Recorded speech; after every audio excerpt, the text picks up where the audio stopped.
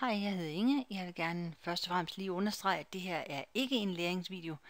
Jeg har lavet den her video udelukkende for at vise, hvad det er, jeg laver i Second Life. Det er den allerførste video, jeg nogensinde laver, så den bliver ikke klippet eller redigeret, så jeg håber, I vil bære over med mig. Det her lille rum her bag ved mig, det er et rum, jeg har lavet for at vise, at Second Life sikkert også kunne bruges til behandling af fobier. Man har haft held med at behandle fobier virtuelt i både Canada og i USA, og jeg tænker, at Second Life det måske var en lidt bedre form for at behandle den slags fobier. Jeg ved, der er rigtig mange avatarer, der er ked af at komme herind. Bare en idé. Det næste, jeg vil vise jer, jeg kan desværre ikke vise jer ret meget, jeg er bange for, at filmen bliver for lang.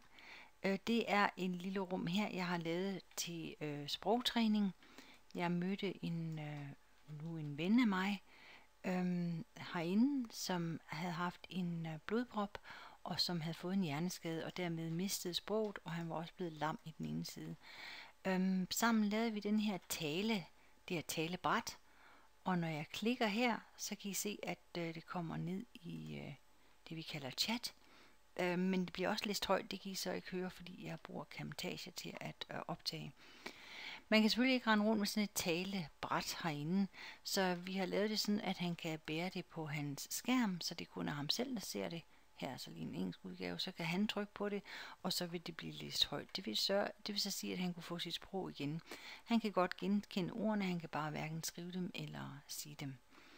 Han er jo blevet meget bedre, siden jeg mødte ham første gang. Jeg mødte en amerikansk kørelærer, som underviste døve herinde, og han var meget interesseret i at få mig til at undervise døve i engelsk.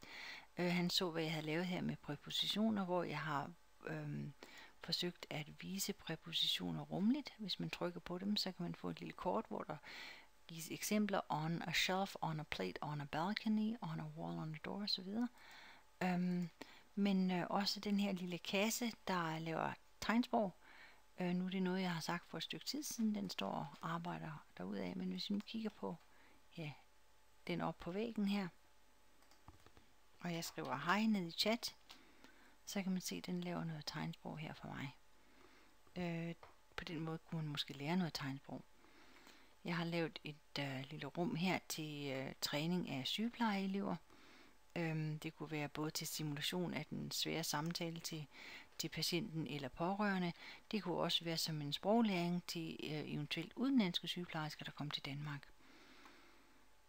Her til eksamenstræning, hvor man kunne forestille sig, at man satte sig her, 3 personer sad i det her rum. Undskyld, jeg skulle lige have den på plads. Og det behøver selvfølgelig hverken at være lærer eller censor. Man kunne sidde her, og så kunne man simulere en eksamenstræning, putte et eksamensspørgsmål ind her, et tidligere eksamensspørgsmål, og få det læst højt. Og så kunne man øve sig, for det er jo ikke retfærdigt, at man ikke skal have gode karakterer, fordi at man er nervøs til eksamen. Der ligger noget HR her, en kommunikationsopgave, hvor man kan forholde sig til hinanden på forskellige måder, afhængig af, hvad man nu synes, der er spændende, eller hvad læreren nu synes, der er spændende. Der ligger en opgave her. Og igen, I må undskylde, jeg haster igennem. Jeg håber, at jeg får lejlighed til at vise jer det i hvad vi kalder real life. Der ligger noget sprogundervisning herover, noget kunst og kultur, noget historie.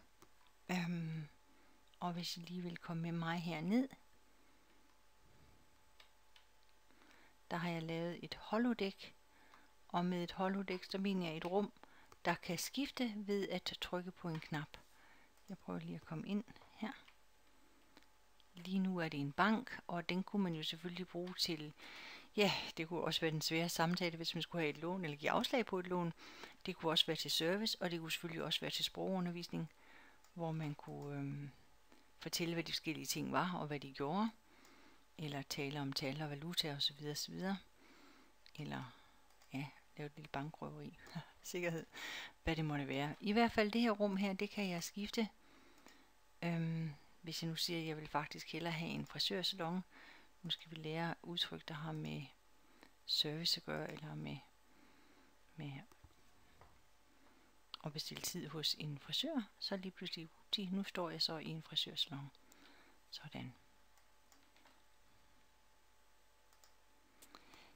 Det er kun en brøkdel af, hvad jeg gerne vil vise jer.